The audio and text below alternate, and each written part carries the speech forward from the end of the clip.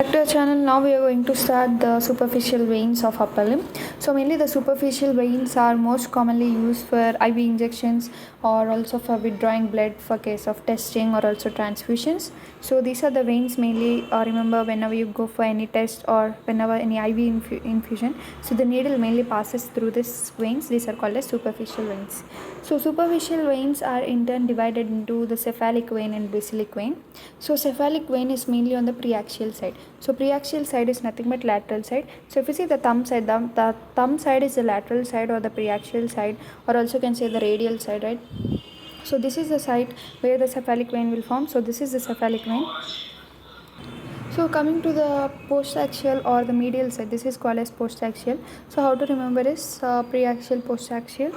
So preaxial is always on thumb side. So thumb is pre, little finger is post. So post. Pre is thumb and post is little finger. So postaxial side we have the basilic vein. If you see, this is the basilic vein on the postaxial side or the medial side.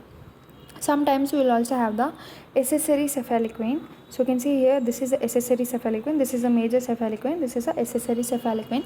Sometimes it may be present in few individuals and sometimes it's absent. Right. Now let us see the superficial veins. They mainly sometimes escape in the pressure points. Like wherever there is more pressure, that points they'll escape. So those areas where there is no superficial vein is they're absent, especially in the palm. So this is the dorsal side of the hand, right? So this is the dorsal side. But if you see in your palm, you will not have the superficial veins. And also in your ulnar border, along your ulnar border of forearm. So this is arm, this is forearm. So forearm ulnar border means little finger side, right? So this side also you will not have your superficial veins. And also back of the arm there will be no, back of the arm means on posterior side of the arm also there is no superficial vein. And trapezius region, that is trapezius region, in the back side there is also no superficial vein, because the resting surface makes the course of vein spiral. So for example, if you are resting, we rest on your back, especially on trapezius muscle. So if you rest like that, then the veins have a spiral course from the dorsal to ventral surface of limb. So from the dorsal side they come to the ventral side of the limb. So if you observe the cephalic vein, this is a cephalic vein. Cephalic vein is usually longer when compared with basilic vein, and cephalic vein is nothing but the preaxial vein. So you can say that preaxial vein is longer when compared with postaxial vein. And one more thing, this becomes deep in middle of arm. So cephalic vein becomes deep in the middle of arm, and it drain into the deep axillary vein more proximally at the root of limb. So cephalic vein mainly drain into deep axillary vein, which is more proximal at the root of limb, whereas basilic vein becomes deep in the middle of the arm. So actually, which vein goes deep earlier is better. So if you see among this cephalic vein and basilic vein is going deep earlier. So cephalic vein is better when compared with basilic vein, because the venous return is mainly assisted by muscle compression. So if they go deeper, then the muscles will be there. So because of muscle compression, the venous return will move so faster. So the cephalic vein is having better venous return when compared with the basilic vein. And next we'll see the load of cephalic vein. So actually the load of cephalic vein is relieved by means of, here this diagram, the load of cephalic vein. So you can see this is thumb side, so you'll have here cephalic vein, this is little finger side, so you will have basilic vein. So this is basilic vein, cephalic vein, if you see it's very longer, but basilic vein is only little. But this one is accessory cephalic vein, sometimes it is present. And this one is the medial vein of forearm. Okay. This is the medial cubital vein. So about this only now we are talking. Sometimes the load of cephalic vein is relieved by more efficient postaxial basilic vein through short circuiting channel called medial cubital vein, which is present in front of the elbow, and partly also by deep veins through perforator vein connecting the medial cubital vein with deep vein. Actually this medial cubital vein also connect with the perforating vein, which is a deep vein. So even from the deep veins, whatever the venous return comes, it also enters into the medial cubital vein. So it's like a short circuit area which travels the blood from the cephalic vein to the basilic vein, that is from the lateral side to the medial side. So this is a medial cubital vein. Superficial veins are always accompanied by cutaneous nerves. In before videos we discuss, and superficial lymphatics and not by arteries. So remember, superficial veins are always accompanied by only cutaneous nerves but not by arteries. Superficial lymph nodes lie along the veins. The deep lymphatics are along with the arteries. So only the deep lymphatics are with the arteries, but the superficial lymph nodes are along the veins and also cutaneous nerves.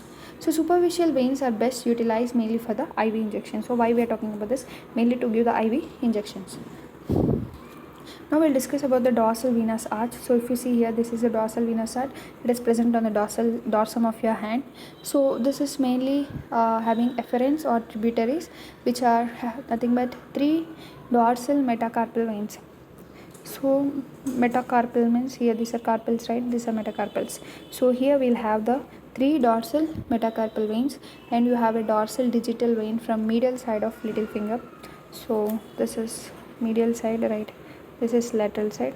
So from the medial side of little finger you will get one superficial vein, and also a dorsal digital vein from radial side of index finger. So the index finger radial side is nothing but this side, from radial side, and a dorsal digital vein, 2 dorsal digital veins from the thumb. So from the thumb you will get 2 dorsal digital veins. So you can see these are the 2 dorsal digital veins of thumb. So total we are getting the dorsal arch from metacarpal veins, dorsal metacarpal veins, dorsal digital vein from little finger, dorsal digital vein from index finger, and 2 dorsal digital veins from the thumb. So these are all forming the dorsum of dorsal venous arch in the dorsum of the hand.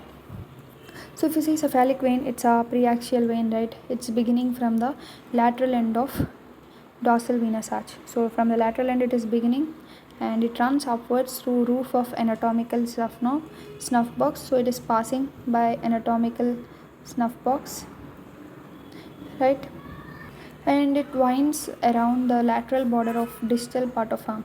So lateral border, this is the lateral border of distal part of the forearm, and it continue upwards in front of elbow along the lateral border of biceps brachii. So along the lateral border of biceps brachii it continues, and it pierces the deep fascia at the lower border of pectoralis major. So here will be pectoralis major, right? So it pierces the deep fascia at the lower border of pectoralis major and run in the deltopectoral groove. Here will be the deltopectoral groove up to the infraclavicular fossa, that is just below the clavicle, where it pierces the clavipectoral fascia and joins the axillary vein. So the cephalic vein finally joins the axillary vein. So first it travels on the lateral border of biceps brachii. Next it will pierce the lower border of pectoralis major, right?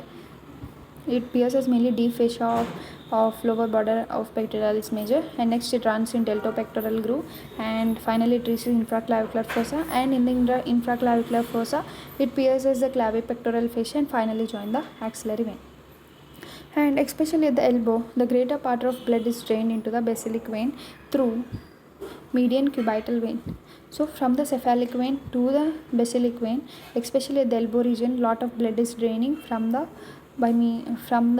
cephalic vein to the basilic vein through median cubital vein, and partly also into the deep veins through perforator veins. So perforator vein is always helping to drain the blood into the deep veins, and it is accompanied by lateral cutaneous nerve of forearm and terminal part of radial nerve. So here by the elbow region, and accessory cephalic vein is sometimes present, and it's end by joining cephalic vein near the elbow. So you can see it is ending by joining the cephalic vein near the elbow. So medial cubital vein plus medial vein. So this is up to this cephalic vein.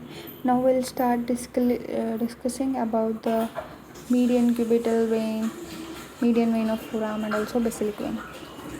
Now we'll discuss about the basilic vein. If you see basilic vein, it's nothing but the little finger side, means the medial side of the vein. It's a postaxial vein of upper limb, and it is beginning from the medial end of dorsal venous plexus, right? And it runs upward along back of medial border of forearm. So back of medial border of forearm, and it winds around the border near the elbow and continue upwards in front of elbow to the medial epicondyle, and along the medial margin of biceps brachii up to the middle of the arm. So in the case of cephalic, it is going into the lateral part of biceps brachii, but basilic vein is going to the medial part of biceps brachii. It also pierces the deep fascia and run along the medial side of brachial artery up to the lower border of teres major. So it will go up to the lower border of pectoralis major, but this will go up to the lower level of teres major, where it becomes axillary vein. So finally both the cephalic vein and basilic vein, they drain into the axillary vein, whereas cephalic vein first comes like this. It passes through lateral border of biceps brachii, it pierces the deep fascia of pectoralis major. Next it passes by deltopectoral groove, goes to the infraclavicular fossa, pierces the clavipectoral fascia, and finally it reaches the axillary vein. But basilic vein is very simple. First it goes to the lateral border of medial border of biceps brachii. Next it will go to the lower border of teres major on the medial side of brachial artery, and it becomes a axillary vein. Very simple process. So about 2.5 centimeters above the medial epicondyle of the humerus, it's joined by medial cubital vein. So here only it joins the medial cubital vein also.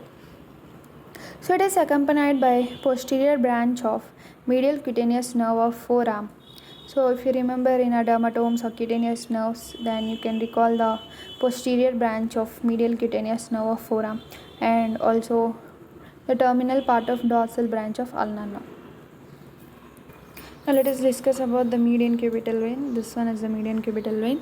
So median cubital vein is a large communicating vein which mainly shunt blood from the cephalic vein to the basilic vein, and it begins from the cephalic vein 2.5 centimeters below the bend of elbow and run obliquely upwards medially, ends in the basilic vein 2.5 centimeter above the medial epicondyle, and it is separated from brachial artery by bicipital aponeurosis. So by means of bicipital aponeurosis, this median cubital vein is separated from the brachial artery. It may receive tributaries from front of forearm, like median vein of forearm. You can see from the middle vein of forearm the tributary is coming, and it is connected to the deep veins through perforator vein which pierces bicipital aponeurosis. So the perforator vein fixes the medial cubital vein and thus makes it ideal for intravenous injection. So mainly in the case of intravenous injection, we give it in medial cubital vein because of the perforator vein which fixes the medial cubital vein exactly in the median position. Next, coming to the median vein of forearm, this vein is beginning from the palmar venous network, and from there it ends in any one of the vein in front of elbow. Mostly it ends in the medial cubital vein. So by this we completed all the superficial veins. Next we'll start with the lymph nodes and lymphatic drainage of upper limb.